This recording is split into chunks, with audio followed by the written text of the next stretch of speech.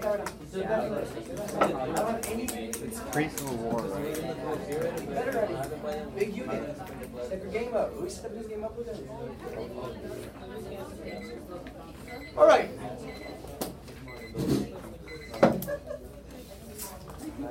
So let me start, please.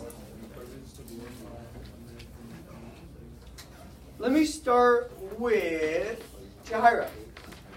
What message is this cartoon trying to get across? How slavery has evolved. Okay, kind of. Christoph, look at that hand up. I like it.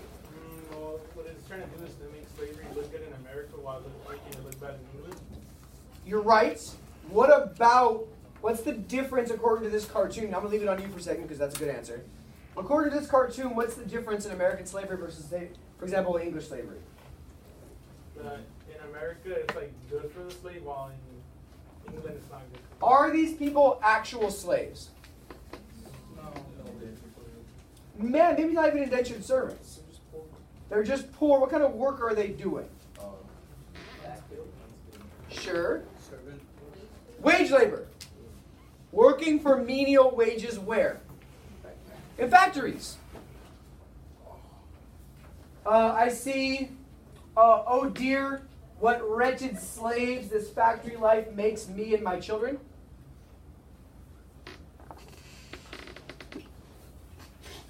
Whereas, how do we see the slaves at the top? Happy, they're dancing, full of culture, full of exuberance. Where else do we see wage cloth factories and wage labor taking place? Yeah, in the Northeast. That what we've tried to do in the market revolution is create an economy like England's, just in the northern parts of the United States. Manufacturing textiles. Working in factories. Working for wages. So would this cartoon's point of view be from a southern slave owner or a white factory owner's perspective? Good. Good, because obviously it's making slavery, they're in a sense defending what it is they're doing in the South by saying at least our workers are happier than what you, these guys are all look really skinny and beaten down. They're showing that factory owners are all fat and happy. Interesting. So obviously just from a southern point of view, I heard a really good purpose from Brett that its purpose is to glorify American slavery as a positive institution. Good. Now let's talk about context. Give me some of the broader historical developments that have let us arrive here. Talk to me. The cottonocracy. The cottonocracy, sure, or the growth of cotton, absolutely. That's so one, the growth of cotton, King Cotton in the South. Yes, there's two other clear things we can use for context. Talk to me. Socialism? Kind of. I'm going to pause you there because I'm going to come back to that. Talk to me. The cotton gin? The cotton gin, going hand in hand, that now cotton's profitable, so slavery's profitable? Absolutely. What other developments have gotten us here, though? Yes, expansion was kind of roots.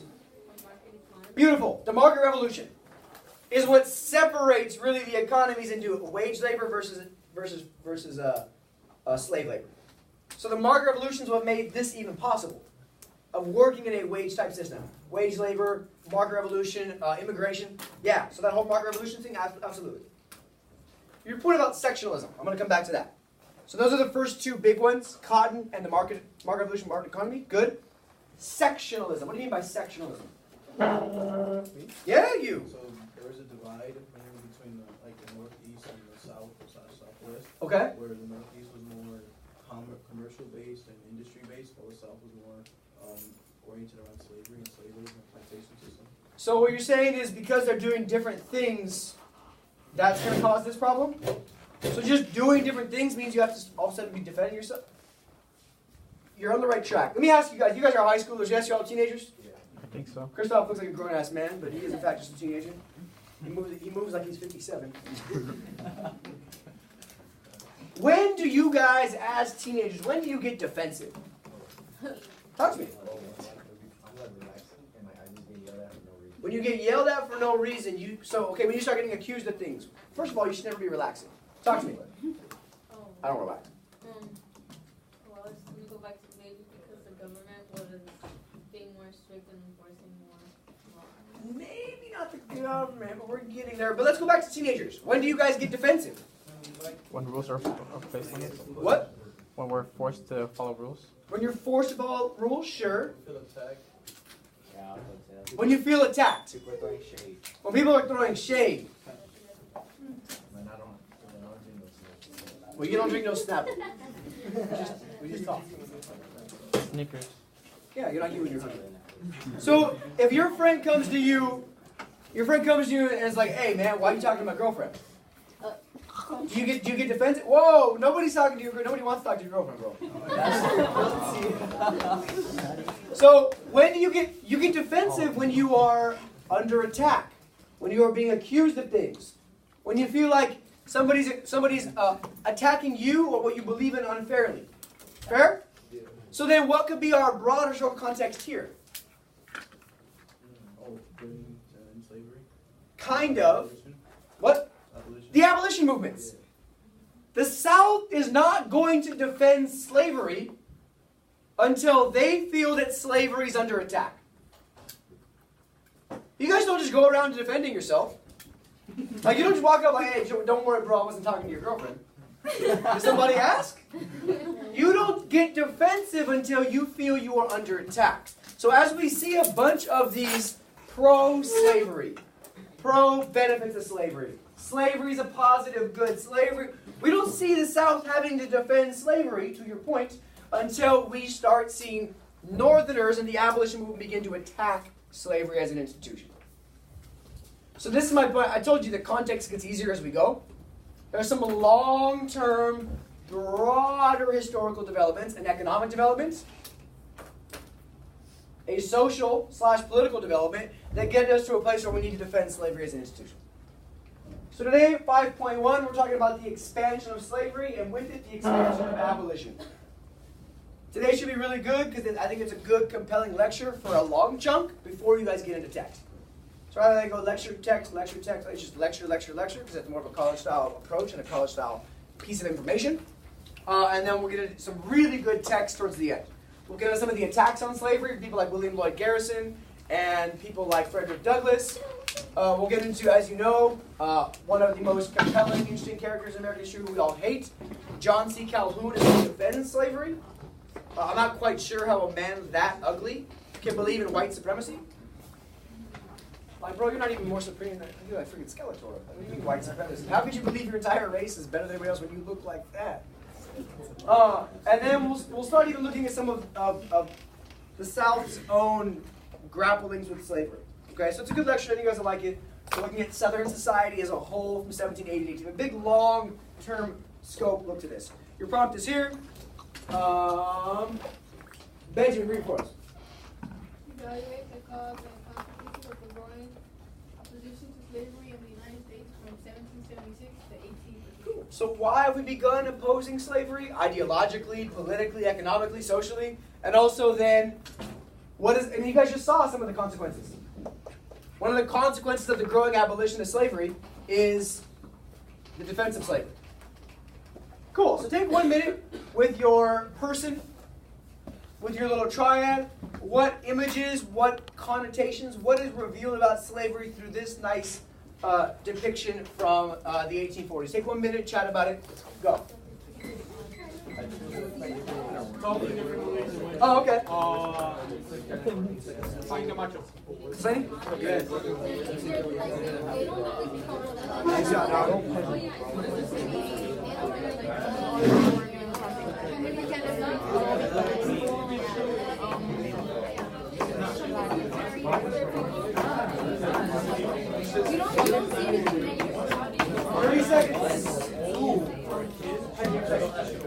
Oh, wait, what?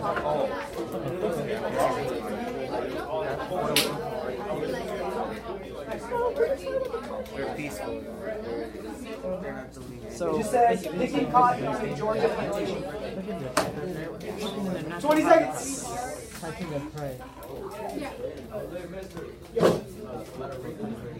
Don't do that. Read that later. It looks like if they put it down enough. But that's the stuff you can read later. Chapter. Give you extra There's no knowledge. point just kind of there. Like, Then what the stuff you're talking about in class is much deeper. Oh, Kevin. Come on. So what do we see? Bree, what's revealed about slavery or not revealed through this painting? What do you got, kid? Well, my partner and I know. I had told my partner that, like, instead of the kids getting an education, they were like put to work, and they're like, oh, is this right there? They're freaking cotton. Sure. So it's a whole family ordeal. Absolutely. Absolutely. Talk to me. John. They look like well conditioned, like happy. They look working together. They look happy. They look well conditioned. It's a whole family affair. They're just out there doing their thing. Good. Nice point out. Nice point out. All right, Sully, what else? They're calm. That's a good word. I first period I came with the word serene. Like serenity. It's peaceful. It's calm. Nobody's there like right. They're tranquil. Yeah. Look at us building that in Lex house. No, nothing about him is calm. So, does this reveal the true nature of slavery in your guys' minds? No. No, because this is more of a positive connotation. That nobody's forcing them to work. We don't see any intimidation. We don't see any violence. We don't see any sort of control. They're just out there working. Just out there picking cotton. So, as a way to really set the stage, this shows a lot. A, it's cotton. So we've advanced our economy to more of a cotton economy. B, as I pointed out, it's the whole family. There's a lot of them. There's a lot of cotton being picked. But so while there's a lot of truth in this picture, there's also a lot of fallacy in this picture as well. Specifically dealing with the serenity piece, the calm piece. I like that. So nicely done. So let's get cracking. A good way to look at this is that Western expansion, to your point earlier, Western expansion and sectionalism over slavery are intricately intertwined. Every time we spread out, we have more problems with slavery. Every time. That we solve our problems with a temporary Band-Aid. And that Band-Aid is then ripped off when it's time to spread out again.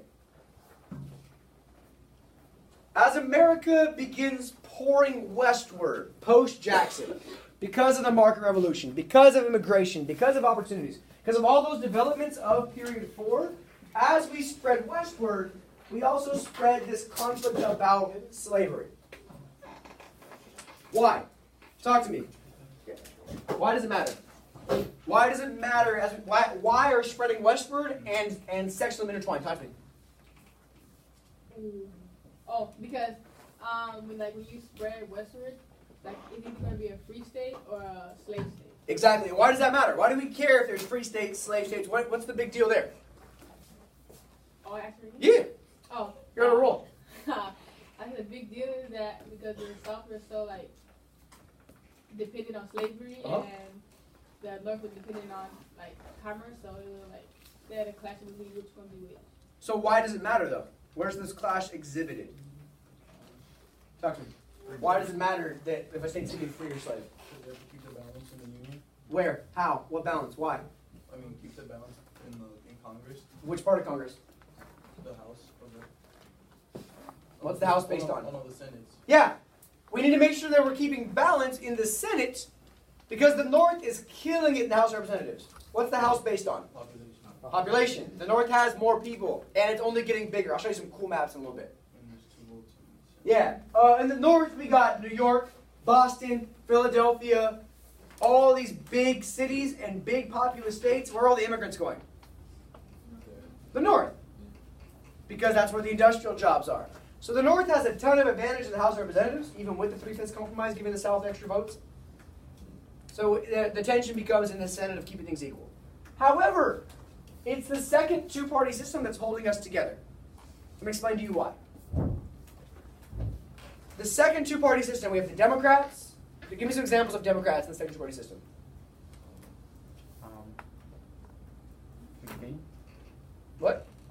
Who are some examples of prominent Democrats in the second two-party system?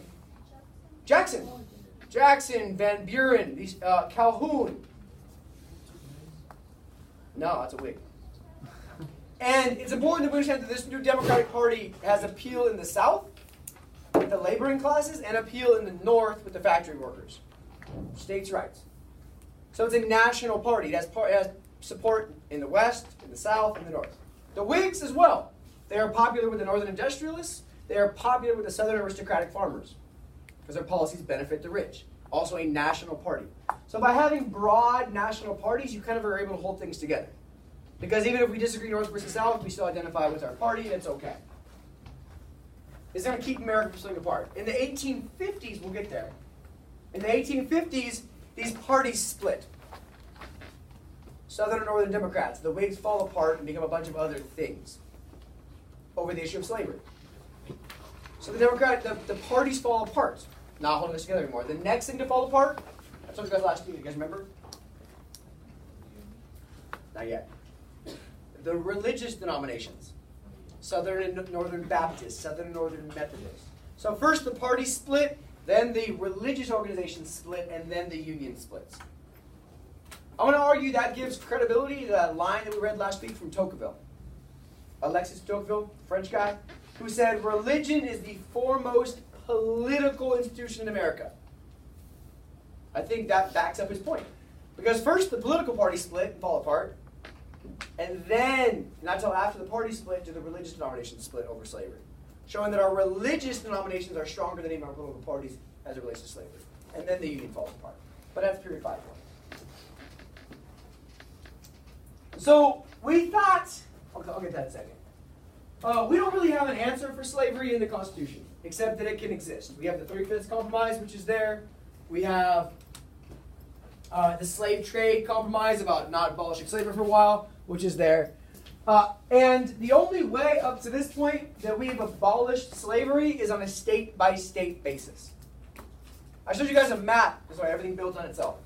On a PowerPoint slide after the Revolutionary War in period 3. And it was a map, and it had all the states, and it said if and when they abolished slavery. Did they do it immediately? Did they do it gradually? Or did they not do it at all? What are some of the states that have chosen on their own to abolish slavery? Talk to me. Where have we seen slavery abolished? Rhode Island, sure. Where else? Come on, guys. It's Monday morning. I need a little more energy out of you. Virginia's abolished slavery. New York has abolished slavery, but they did so gradually. So over time, we're going to get rid of slavery. Good. Delaware, Massachusetts, Pennsylvania, Connecticut, yeah. So that map showed you like all these states up here, gradually up to the Chesapeake Bay and up, getting rid of slavery. But that's a state-by-state basis. Massachusetts ended slavery in Massachusetts because Massachusetts said so, not because the national government said so. We start having these abolition movements to see what to do about slavery, and they realize it will be impossible to outlaw slavery nationwide. Because you need 2/3 of senators representing 2/3 of the states. And if half of our states have slavery, will you ever have 2/3 of states agree to get rid of slavery? It's a simple math equation. No, absolutely not. So the big goal for abolitionism becomes not necessarily ending slavery, but not letting slavery expand any farther. Not letting slavery expand any farther. Because we're thinking that if we have slavery, and I'll just do a broad circle here, if slavery exists here, and the rest of the country doesn't have slavery, then eventually over time slavery will just kill itself off. They'll overuse their soil. Over time it will get less and less popular, and eventually slavery will die a slow, natural death. And in the South, it's the opposite. They recognize that slavery cannot succeed unless slavery expands. So the big conflict becomes not about slavery necessarily, but about whether or not slavery should expand. Now, I thought we'd already settled this issue. Did we not settle this issue in 1820? No. I thought so. The Missouri Compromise, yes? Everyone, eyes to my map, please. Eyes to my map, please. All right. Josue, where is Missouri, sir? Talk to me. Where's Missouri? He's going to point. Watch. Right there. Oh, above Kansas? Arkansas. Above Arkansas? All right, so here's Missouri. You guys with me? Does Missouri have or not have slaves? Yes, because of the Missouri Compromise. Good. So slaves are here. So far, so good? We're okay? All right, good. Does slavery exist up here? No. Why not here? Northwest ordinances. Good. Question a lot of you guys got wrong on your science question test. Part B of number 2.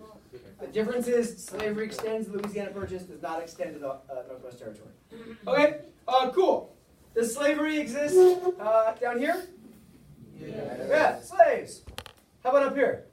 Yeah, mostly free. Now, this is the extent of the country at the Missouri Compromise. Basically that. So far, so good? Where's the line that's going to divide slave and free? 3630, right? Luis Camacho's pant size. Good. Where's the 3630 line? Right there. Top or bottom of Missouri? Bottom of Missouri. Good job. The top of the bottom. The top of the bottom. So, looking at the map, at the time of the Missouri Compromise, who has more space to expand slavery, to expand their ideals, North or South? North has way more potential states to add, which would throw off the balance, and then you might have 2/3 to ban slavery and move on. Well, where could the South add states? What are our options? Louisiana's no, that's not part of the country. That's part of Mexico. We could add Louisiana. We already did. Who else can we add? Florida. Florida we could add. Cool, did that. Check, check. Who else? Arkansas. Yeah, we do. We had Arkansas. What about Oklahoma? Who's in Oklahoma? All the natives. How about New Orleans? Exactly. Bye. So it becomes this dilemma of the South's like, yeah, we got the Missouri Compromise. We got Missouri as a slave state. But looking forward, the map's not too friendly towards the expansion of slavery. We thought it was settled. We thought we could move on. Who's responsible for the Missouri Compromise, by the way? Very important name. We call him the Great Compromiser because he compromises a bunch of things. Henry Clay. Yeah, it's Clay. So the issue becomes, though, the Missouri Compromise only settles this land. What happens when we get this? What happens when we get this? What happens when we get this? What happens if we get, like my good friend Biggie Smalls once said, new territory, new problems. More territory, more problems. Some of you don't get it. It's a really good song, more money, more problems. No? It was all a dream. I used to read Word Up magazine. Salt, pepper, and everything. Hanging pictures on my wall. Oh, sorry. I get wrapped up in the songs. So, the point is, every time we acquire new territory, and I could just do this. Yeah, there it is. I could just do this.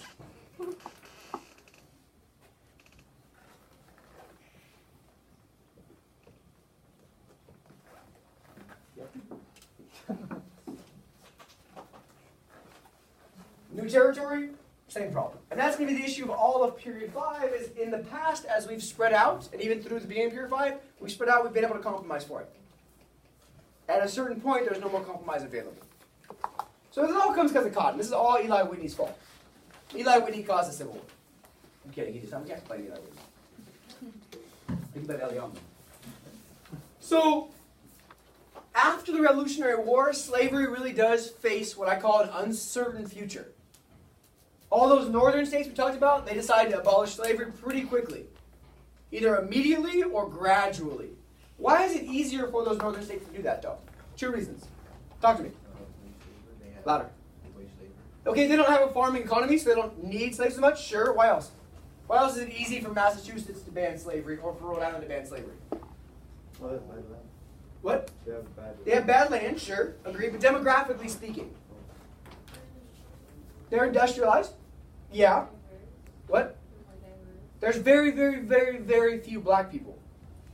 So they're not worried about, like, ending slavery and having, like, tens of thousands of free blacks with no options running around. Because it's only a small, okay, it's only 1,100 people. So they're not going to have a blackocracy in Rhode Island. Moral of the story, the North for the most part, ends slavery early. And the South's getting a little questionable. We see George Washington, for example, Thomas Jefferson, for example, having debating the idea of freeing their slaves upon their own death, which in some cases it happens, in some cases it doesn't. So we see even in the South, people like, we just fought this war for natural rights and all men are equal and freedom. Maybe we should let slavery die. Even the founding fathers that own slavery think that slavery as an institution is going to just kind of go away. How many of you have problems in your life? Raise your hand. Now keep your hand up if you're currently ignoring your problems. Yeah, raise that hand. Ha! Moral of the story, America handles its problems like a teenager.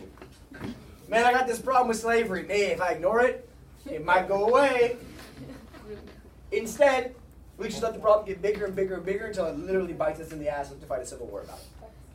Now, the reason that becomes a bigger problem, to be quite honest, guys, is cotton. The cotton gin is invented in 1793. It doesn't really take hold until the early 1800s. But what the cotton gin does is allow for what used to be just a luxury good, only available to the richest of the rich, to be available worldwide. Absolutely worldwide. Yes, ma'am. So, okay, the South was pretty much anti-industrialization, right? So, aren't they kind of being hypocrites because this is kind of a form of industrialization for them? They're not anti-industrialization. They're anti-manufacturing economy. So, like, the cotton gin still isn't producing a finished product, and I'll get to that today. So it's using machinery to increase the efficiency of farming. So yeah, in a sense. But what it does is it makes cotton able to be produced super quickly and cleaned super quickly. Cotton has always been able to be grown very easily. The problem is cleaning it. You guys ever seen cotton, I don't know what they're even called. Like huge seeds, spikes, thorns, terrible. I'll show you pictures at the end of class if you guys remind me. Mister, Nice. You touched it, hurt your hand? just go to a farm and work. Yeah. So what used to take a long time, now they put all the ugly cotton in this machine. You have a guy spinning it or a girl spinning it, and it's pushing out clean cotton super quickly. So it's a super simple machine. What else do you like Whitney famous for? Replaceable. Yeah, interchangeable parts. So you have a machine that if the handle breaks, you get a new handle. If the cylinder that spins it breaks, you get a new cylinder.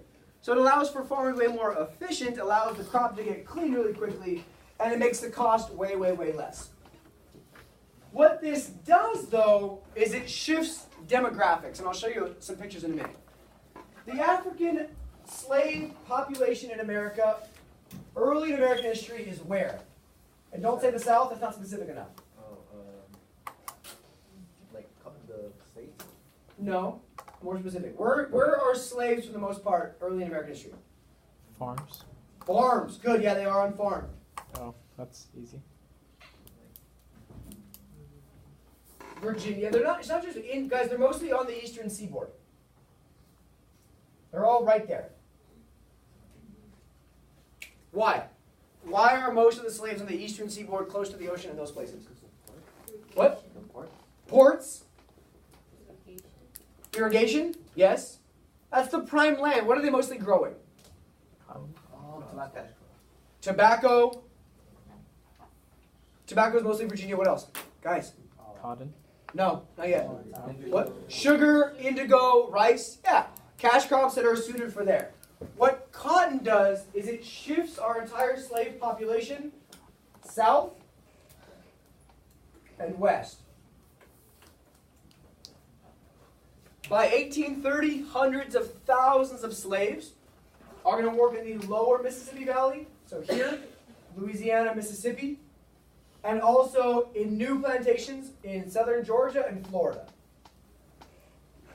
But within 3 decades, the majority of black people are going to work basically in between these arrows and in this Mississippi River Valley. So we're going to shift from the eastern seaboard deeply into the south and the west. This arc of very fertile cotton lands that become known as the Black Belt, going from Mississippi all the way back up to South Carolina. And it's all because of cotton. Let me show you a quick video from Eric Foner, the good historian who I've shown you before. Harry.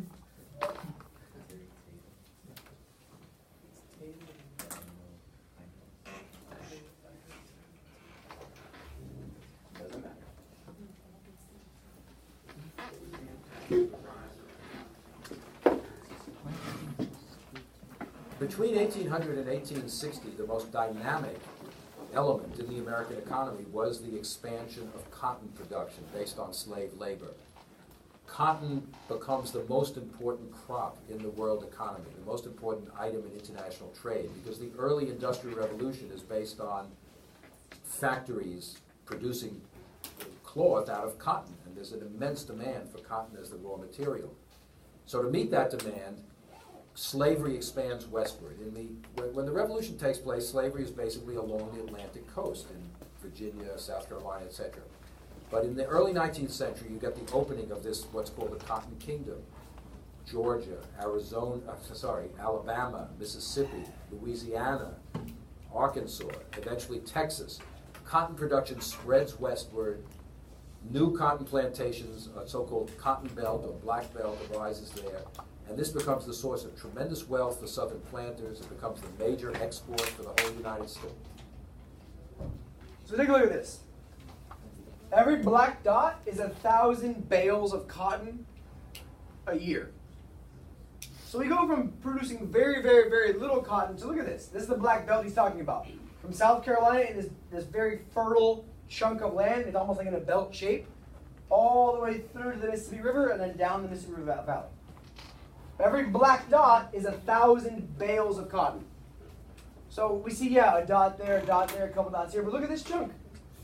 You can't even differentiate where the dots begin and end, because each black dot is, there's so much cotton being produced in that small area that the entire thing basically looks black. Becomes the source of tremendous wealth for southern planters. It becomes the major export for the whole United States. And large numbers of northerners benefit from this, even if they're not slave owners. Northern ships carry this cotton. Northern insurance companies insure it. Northern shipbuilders build the ships. Northern merchants are making the money by transporting the cotton. So it's really a national phenomenon, even though geographically it's located in the Deep South. I want you to focus on that line that he gave at the very end and talk to your partner about it. How is cotton a national phenomenon, even though it's located in just one region of the country? Take a minute to chat about it and go for it.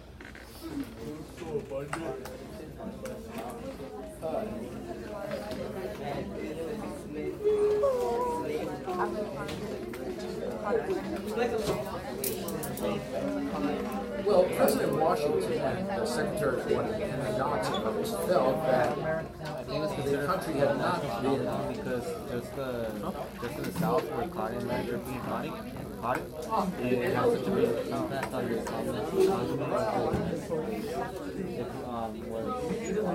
more than half of the I think we should say that. All right, we'll catch you guys off there.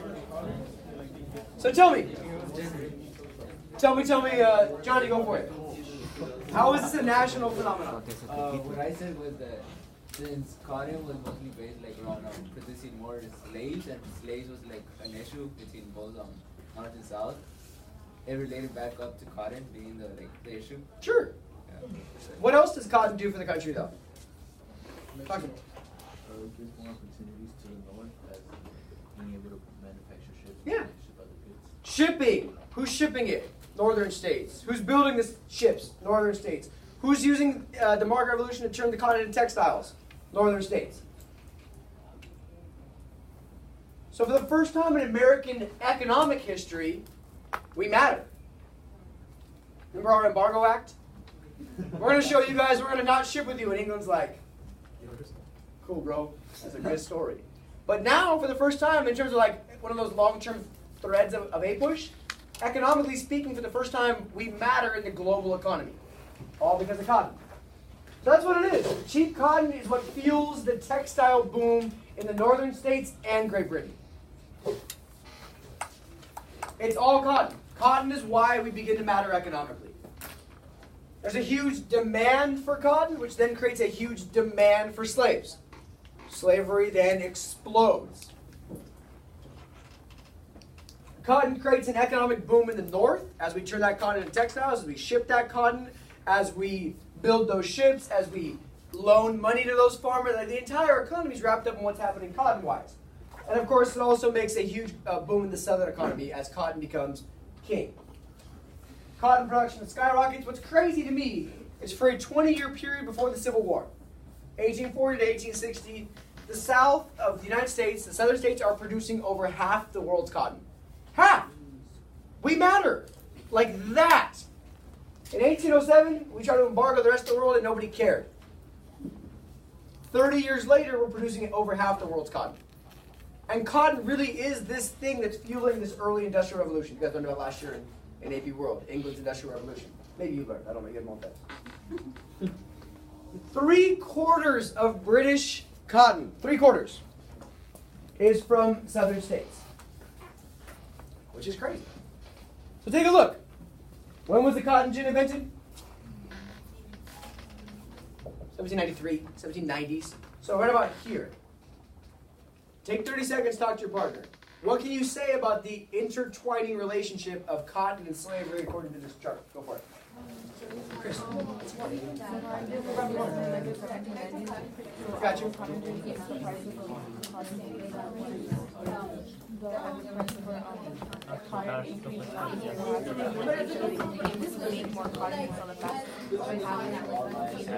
So point out. When those And over here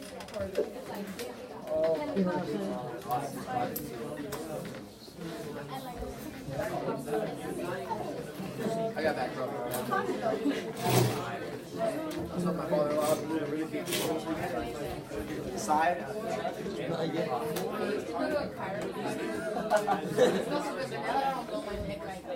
All right. So let me hear from you guys. Good conversation, by the way. What is a good conclusion about the relationship between cotton and slavery in the United States? Eliam, go for it. What can you conclude about the relationship between the two? Well, I was trying to say that it's like a relying relationship. Mm-hmm. Because like you can't have cotton if you don't have workers. Yep. And you can't have workers if you don't have work for them to do. So it's almost cyclical. Yeah.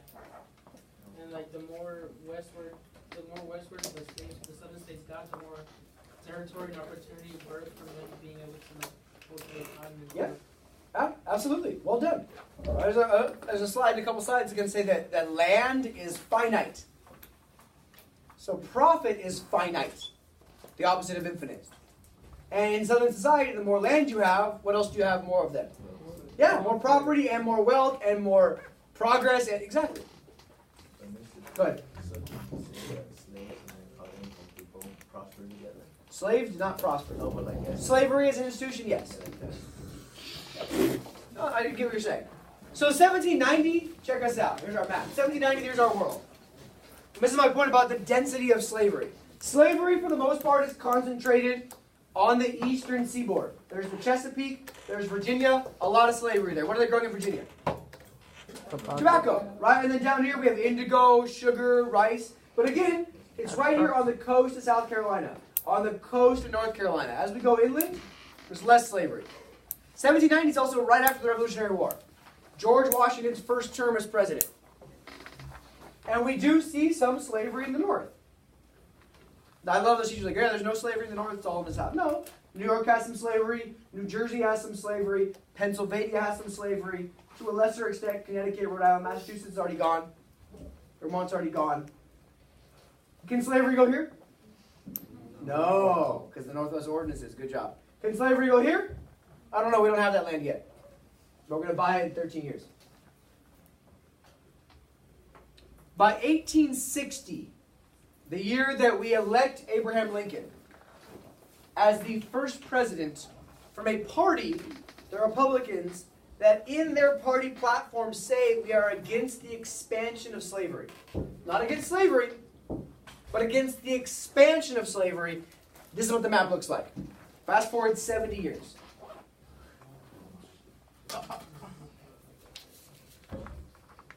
We'll do it one more time. 1790, 1860. So what I'm trying to demonstrate to you is how much this institution has both grown in density and in volume, and also how much it has spread. Now look at our densest regions.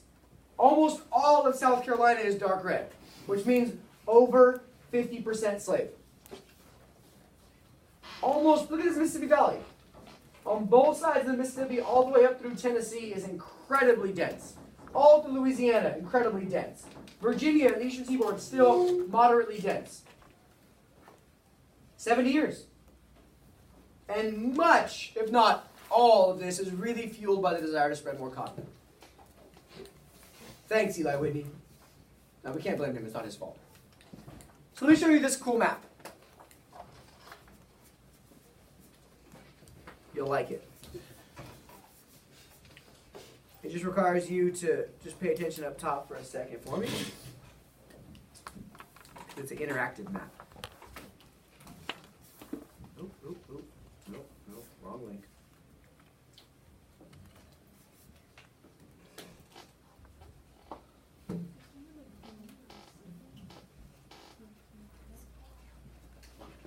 All right, check it out. So you guys all see okay? Okay. So in 1790, you just saw this. We give a census every 10 years. It can tell about our slave population. So what you just saw, right? It's mostly dense here along the eastern seaboard. South Carolina has the most slaves. Shocking nobody. We're going to fast forward each 10 years. You're going to see how it changes over time. So here's 1800. A lot of change? So let's go back to 1790. 1790, we have a lot of slavery in these parts of New York. A lot of slavery in inland New York. A lot of slavery in New Jersey and Pennsylvania. So focus both in the north and the south in terms of what changes. 1800. There you go. A lot of change? Not necessarily. 1810? Yeah. What's new? Louisiana's new. Kentucky's gotten a lot more slavery. Tennessee's got a lot more slavery. And we're starting to see less up here. Keep watching. So we get real. 1820. What happens in 1820? Pretty important year. The War of 1812 does not happen in 1820. Missouri Compromise does, though. So we'll add a new state, a couple new states. Check us out. 1820. And look, just those two. 10, 20. We're getting a little lighter up north and a little darker in the south. 1830. Oh, wow. That's a big, see? But what happens in 1820, 1830? A lot of these abolition movements are having a big impact in the north, and the south's just getting denser and denser with slavery. We got Arkansas. We got Missouri. We got Louisiana. 1840. 1850. 1860. And by now, we've pretty clearly defined ourselves into north versus south. You look confused. In 1850, it was more westward, and then the grass stayed back, but now it's more down. So in a sense, what happened? That's part of like the Texas Revolution. What happens there, and it's also because there's more population spreading, so the density becomes less. West. There's like nobody over here in Texas, so like by numbers, it's dense slavery because it's like 8 slaves and 14 white people. But once there's more people spread out there, it changes the density a little bit. But look at this. Now let's do the same thing for just total population. All people. You guys down? Same idea? Where do we see, now blue is, the darker the blue, the more dense. Where are the most people in 1790? Yeah. And then, but again, in the same place in the south, the coastal South Carolina. Let's fast forward. 1800. Northwest Territory is being settled. 1810. 1820. 1830. And look how dense our northern population is. This is why the North is killing it in the House of Representatives, and they are so reliant on the Senate. 1840. 1850. 1860. So now look at Ohio. Look at Indiana. Look at Illinois. Pennsylvania, New York. There's no unpopulated part of the northern states. There's no light blue sections. Immigration, expansion. And in the South, A lot of slaves, as you just saw on the first map. So I like that. It's a cool website. And you can do this all the way up through like current, and you can do all kinds of other cool stuff. It's linked in the PowerPoint. Free African Americans, total free population, etc. So I find it fascinating. I'm going to email you guys the link after class today. So as you can see, this cotton kingdom, as you pointed out earlier, has spread out. Turn your page. Here is the Southern economy. Here it is. It's beautiful. I ask you in the notes, how diversified is the Southern economy? So let's look at the economy on the map. In the yellow, as I pointed out earlier, shouldn't shock you, this is that black belt of people that have spread out to spread the plantation system, to spread cotton into these fertile cotton growing grounds, literally from the middle of Texas all the way to South Carolina. Blue is corn. Orange is tobacco. We have some Sea Island crops here, such as sugar and indigo and rice. But let's look at this map. To what extent is this economy diversified? What do you think? Moderate? Even if it's all agriculture, is it moderately diversified? What are each of these regions dependent on? Not just agrarian. Not just crops. Sure. What else? What are all of these places that fully dependent on?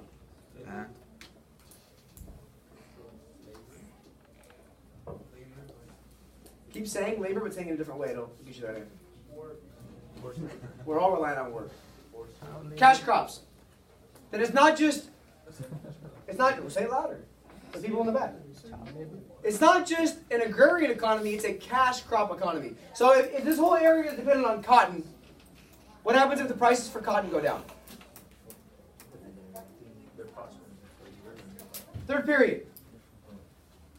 Come, join me here in this intellectual space of thinking.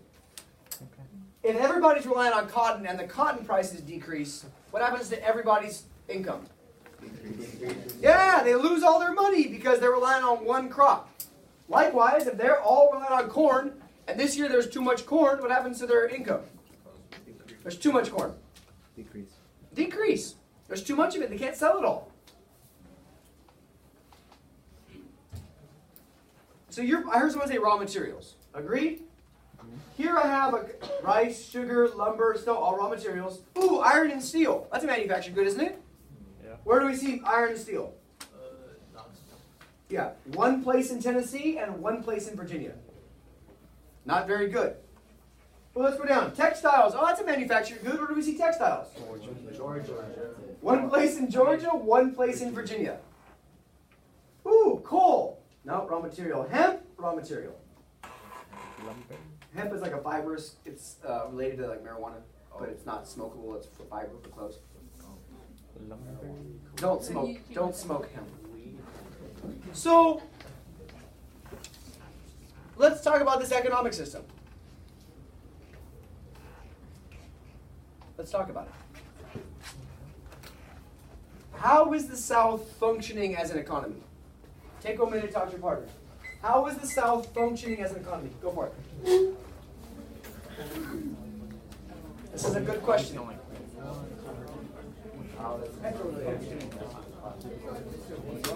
How is the South functioning as an economy?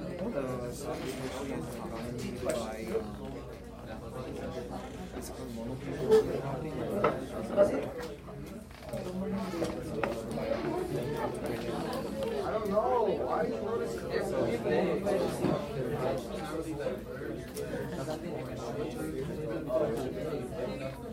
Oh, like that? Thank you. How is the South, what economic role are they taking? How is it economic?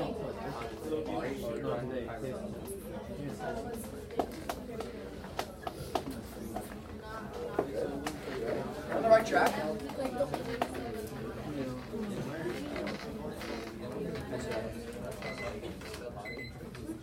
Nope. So, talk to me, Santos. How is the Southern economy functioning? Just mainly relies on cash crops. Yeah, all right. They're providing what? Broadly, what are they providing? Good. Raw materials. They're providing raw materials to the rest of the world. What are they buying back? So what role are they playing in the economic system? What's the system called? Louder. Louder. Mercantilism. Are they not filling the exact same role now for the rest of the U.S. that all the colonies played for England? And weren't the colonies pissed about that at the time? We want to be able to trade, make our own trade relations. We don't want to. Huh. Interesting. Brett, I heard you make a good point about short-term versus long-term. Make it for the class, please. I said that as far as the South's economy, they're basically focused on short-term benefits. Like they're good short-term, but not long-term. Like they're not trying to establish any trade relations.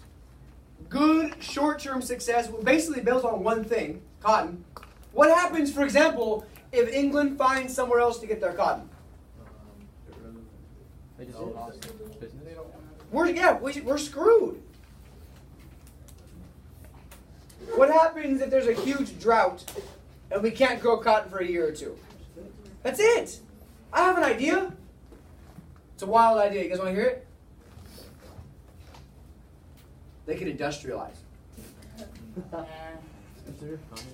That's a wild idea, right? They could try, I don't know. They already have the raw material. They could try to turn that raw material into a manufactured good and be rich forever. But that would require some foreign investment or some northern investment or some banking investment and some infrastructure and national government and all these things they don't want because they're so worried about slavery. They killed the baby. So let's talk about Southern society to figure out why they're so worried about slavery. Now, there's this image, this pretty image of the antebellum South, of it's nothing in the whole South but wealthy plantation owners. Have you ever read the book or seen the movie Gone with the Wind? That's how it looks. Everybody lives in a big house. Everybody has 50 slaves. Everybody's rich. Everybody's cultured. Everybody's classy. Everybody is very dignified. That's the image on the top. That's not even close to the reality. Most Southerners are very, very poor farmers. There's a very small merchant or business class that are only in southern cities, like Charleston, like New Orleans. And only 1/4 of Southern families own slaves. 1/4. I'm going to give you some crazy numbers right now, so stay with me. 1/4 of Southern families even own slaves. At all. Which means how many families don't own slaves? 75% of Southern families don't even own any slaves. Now, of that 25%, even with that 25%, most only own 1 to 4 slaves. So most of the most Southerners own 4 or fewer slaves. 2% of this 25% own plantations with 50 or more slaves. So only 2% of 25% own a plantation with a bunch of slaves and that type of thing we think about when we think about Southern society. This 2% is the dominant group politically, socially, and economically. They are running the South. The South is really like a slaveocracy. Or, in the case of economic terms, an oligarchy, in which the rich people don't just control the money, they control the politics, they control society, they control everything. Question for you. This is an honest question that I want you guys to think about. Do poor white Southerners who own no slaves or a couple slaves, do they benefit from slavery? Economically. Do poor white Southerners who don't have these masses of slaves working in their plantations, do they benefit from slavery? No! If anything, they're hurt by slavery. Because if my little farm can only produce, let's just make some numbers up, 100 pounds of cotton. So far, so good? And Eliam's big farm, with 100 slaves, can produce 10,000 pounds of cotton. Who's going to make more money? Who can charge a little bit less for his cotton and then sell more of it? Who gets screwed in that situation because he can't sell his cotton because he's charging less? Me! So why? Why do poor white Southerners who have no slaves or a couple slaves, why do they support slavery? Talk to me. Because they feel that it's like they're higher That's it. Racial control, racial superiority. But I'm going to talk about like what that means for society in a second, but think about this. Slavery screws this southern lower class economically. But they still love the idea because it lets them go home at night and think to themselves, at least I'm better than them. At least I'm better than them. The good line, we'll talk about this in period 8 about civil rights. I'll get to it when I get to it. But it's the president who's actually pushing for civil rights and pushing for progress. And he says, if you convince the lowest white man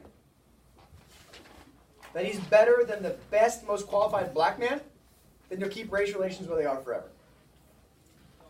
Think about it. If you convince poor, white, uneducated, six-teeth trash that he's better than, for example, Frederick Douglass, you keep your race system in place forever. You keep control on that bottom of society. So this dominant group of wealthy landowners in the South, but these poorer Southerners, fun fact for you, also support slavery because they think to themselves, this is the Southern American dream, to the reading question. This Southern American dream is, I'm going to get one slave, and then I'm going to work really hard, I'm going to make some money, and then the next year I'm going to buy a second slave, then I'm going to have 4 slaves, then I'm going to have 8 slaves, and then I'm going to have 20 slaves, then I'm going to have 50 slaves, and I'm going to be rich just like those guys. Does that happen? No. No, absolutely not. Fun fact, all the good flat land is taken up by the rich, huge plantation owners. Those that live off of the flat land, what's off of flat land? Hills. Those are the less cultured, less fancy, less educated, less progress, less knowledgeable white people. We call them hillbillies. To this day. Yeah, because they're off the flat land. Oh, they're up in the hills. Uh-huh. Yeah, see? So, the big point I want you guys to take away is that not all Southerners own slaves. Those that do own slaves only own a couple slaves, and those that own a lot of slaves are the tiny little top of society. And the problem with this system, it's a problem in capitalism today, is that when you have a system in which the very few at the top have all the money, that just makes the wage gap bigger and bigger and bigger and bigger over time. So let's talk about this system as a whole. Newsflash, guys, I have advice for you economically. Relying on one thing, especially if it's a crop, is a bad economic system. It's very unsustainable. I had a bad year for cotton. Well, you're screwed. The rain didn't come. Well, you're screwed. The prices went down overseas, there's more competition. Well, you're screwed. And in that well, you're screwed scenario, the rich get richer. Let me tell you how. You with me so far? So, Brett's farm, plantation, can produce 100,000 bales of cotton a year. So far so good? You guys with me? Is that a lot or a little? That's a lot. Josue's can produce 1,000 pounds a year. A lot or a little? Compared to 100,000? 1,000 is nothing. Nothing. So there's a bad year. They're neighbors too, of course, because they can't live too far from each other. They get lonely. They're neighbors. You with me so far? There's a really bad year. Who can afford to survive a bad year? Brett or Josue? Yeah, because he has more money in the first place. He's more successful. You know, he can probably get by. So what does Josue do? He sells his land to who? To Brett. And now the plantation for him gets bigger. The little farmer has less of an opportunity. So what happens with this plantation system is it keeps perpetuating itself to a bigger plantation system. This small group of Southerners controls all the money and the power. This leads smaller farmers to sell their land. So then he buys up his land one year, his land the next year, his land the next year. Now he moved from being rich and powerful to being richer and powerfuler. Yes, sir? The small farmers don't just work with the ones that got small. So like, why doesn't one try to just work with Brett together? That's not Southern society. Has the South ever worked together since colonial days? Oh, right. Individualism, me looking out for myself. That's a good question. Thank you for asking it. So smaller farmers are selling land, and the part of society really getting rich off this is the North. Because the North is the one turning it into manufactured goods. The North is the one shipping it, trading it, loaning money to these farmers. It's the North that gets really, really rich. And what happens instead is we have a society in the South, which shouldn't surprise any of you, that is very, very non-diverse. It's white, Anglo-Saxon, British origins. Are the immigrants going to the South? No. Why are the immigrants coming here? To get paid.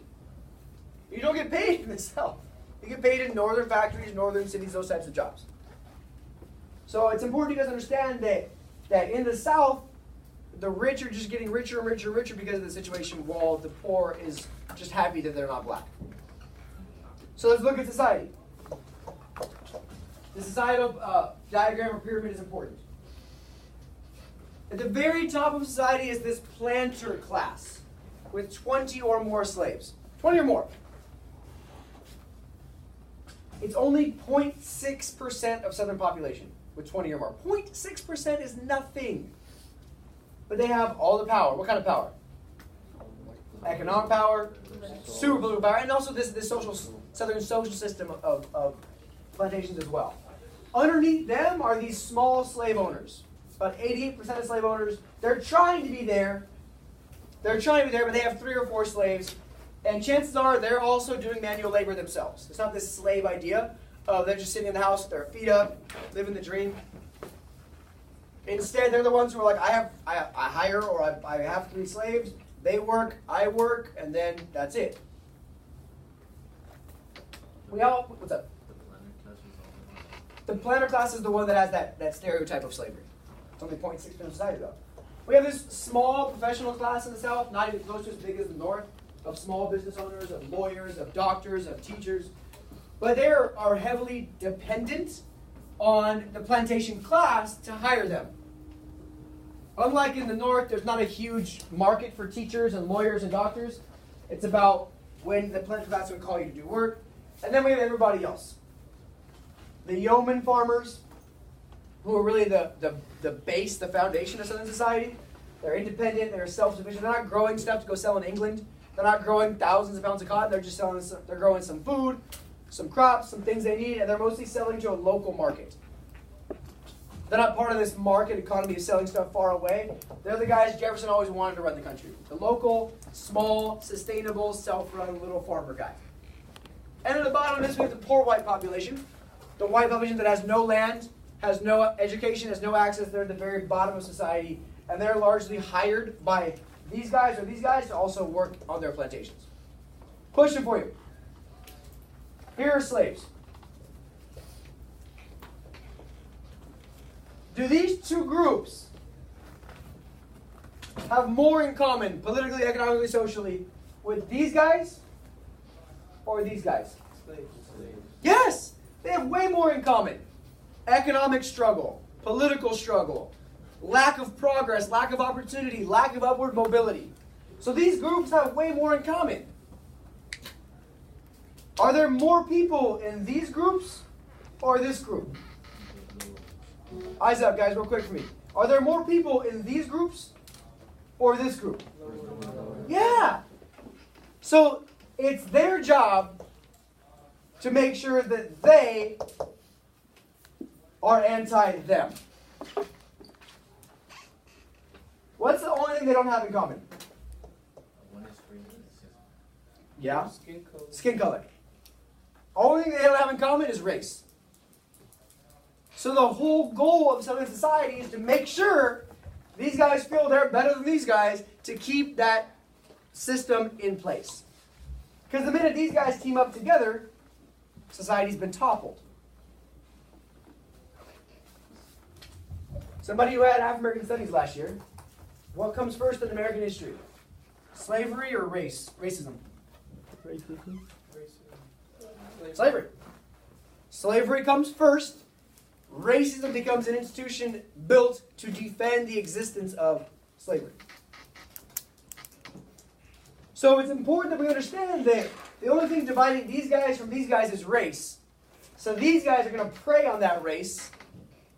Not like prey, but prey, like use, abuse. Prey on this idea of racism to ensure that these guys stay at the bottom. Because these guys got way more in common than these guys have with them. And you could argue that a lot of that is present in our race relations in America today. Here's more data for you. Hit you with some cold hard facts. Some numbers. Say numbers. A small number of slave families own 50 or more slaves. The mass of Southern society is either here, between 1 and 9, or down here with none. Keep in mind, all of this only demonstrates 1/4 of the South. 3/4 is still down here with 0 slaves. But yet we have this vision in our heads of slavery being incredibly present in all parts of Southern society, because those that make the decisions are the ones that have all the slaves. So as a slave, it's important that we understand a couple things. I know you read about a good amount of this. First is that wherever slavery is more dense, slave culture is stronger. Where there's more slaves, there's more slave culture. Areas that have a lot of slaves have slave communities, have slave religion, have slave identity. It's here that we start seeing what we would consider today African American identity, African American culture, that marries elements of African culture, music, dance, language, and also elements of Christianity. So it's this nice blending of the two cultures that happens organically. Slaves begin promoting their own culture. A lot of this culture is going to come through the church. The AME Church is an early example of a denomination of Christianity that is specific to African Americans and even to an extent specific to slaves. This African American community, especially where slavery is dense with a lot of slaves, becomes a source of opportunity, a source of support, a source of education.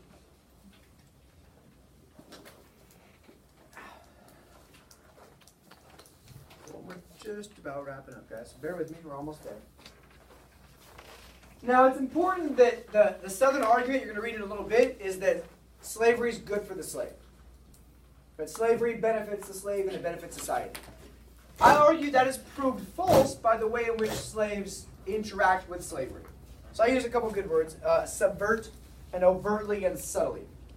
What does it mean to subvert something? What? To undermine, to go against. So how do slaves go against slavery? Overtly, obviously, and subvertly, sneakily. So there's subversion in a couple different ways. The first is slaves would decide to just work slower. What's the rush? Is there any benefit to a slave to do the work faster? No. Yeah, the work's going to be there forever. You are in this institution for life. However, this begins the stereotype that black people are lazy. Who has heard that stereotype before in their lives? Yeah, it's a very common societal stereotype. Yeah. That black people, and this we see this in early writings of the South. Like, oh, this whole class of people is never suited for civic life because they're too lazy to even work. Well, there's no motivation to work. What do you want them to do? We see slaves doing things like stealing food. We see slaves damaging equipment because no equipment, you can't work as much. So there are subtle ways that slaves attack the institution. The more obvious ways are via rebellion. Via rebellion. We talked earlier in this class, in the colonial times, about the Stono Rebellion of slaves in South Carolina specifically. But a better rebellion in this time period is Nat Turner's Rebellion, which takes place in Virginia in 1831. Nat Turner inspires this rebellion of local slaves. They rise up, they get their hands on a bunch of weapons, they kill a bunch of white people. It's wild. It becomes a failure. As he is captured, his men is captured, they are executed. And what I want you to know about this piece is that every time there's a slave rebellion, the slave restrictions get tighter. Oh, we gave you the right to learn how to read, and you used it to communicate via text about having a rebellion? We won't let you read.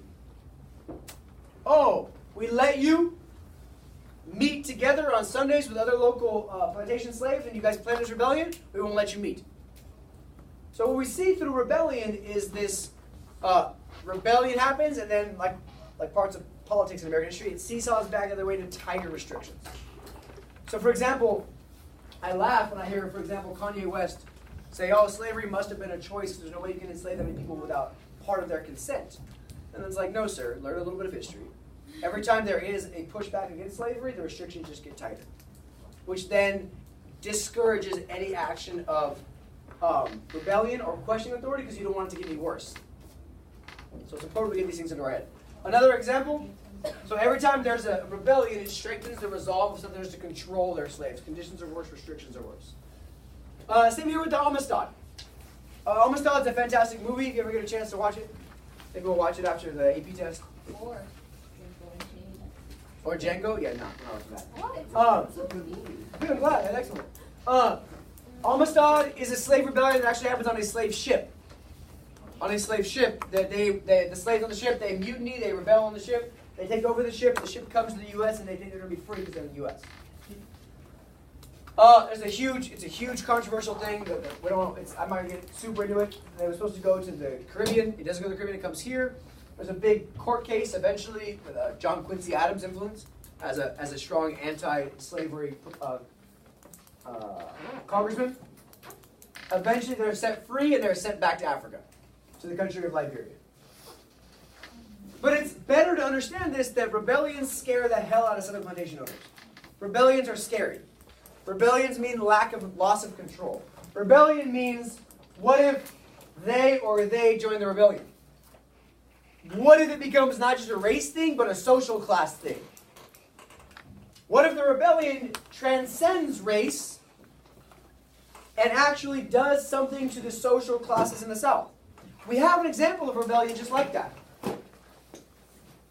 What was a rebellion that transcended race and was more of a cultural, economic rebellion in American history? Bacon's Rebellion. What do we do after Bacon's Rebellion? We get rid of indentured servants, and we go to full slavery. So the big fear, and it's a fear that happened in 1676 with Bacon's Rebellion, is if we let blank and blank rebel together, in this case, poor white and black rebel together, society will fall. The answer is to simply control slaves more strictly. Post these rebellions, we see the loss of free blacks' right to vote, the lack of free blacks to buy guns, testify in court. All these little societal rights are taken away to reinforce the system of control. To reinforce this system of control. Now, as slavery expands, so too does abolitionism. Now, we talked a little bit last week about the Second Great Awakening. What's the big theme of the Second Great Awakening, please? Eliam. The big theme of the Second Great Awakening. Perfection. The perfectibility of society, the perfectibility of mankind. And because of that, a lot of us look at slavery as the biggest sin of society. So, the Second Great Awakening leads to abolition movements twofold. One, from a moral, religious standpoint. That slavery is a sin, we should fix it. Make sense? Yeah. Society is sinning by allowing people to own people, we should end slavery. The second comes from a more ideological standpoint. Of slavery is just ideologically wrong. No religion is needed to tell me that owning another human is wrong. And we believe in natural rights, we believe in freedom, we've expanded voting rights, we've expanded economic rights, we're making progress as a society, so we should also make ideological progress and get rid of slavery. We see some weird approaches to slavery early. I'm going to ask you to identify 3 of them for today. The first is colonization. That's the first approach. And I ask you how did the approach to slavery differ? The first is colonization. We should send them back to Africa. Who thinks this is a good idea? Slaves that have been here for generations and were never chose to come here. We should just, also without their consent, send them back. Do they have anything in common with Africa at this point? No. They're American. Not by choice, by force, but from even simple things you guys have been thinking about, like immune systems. Cultural, language. They are not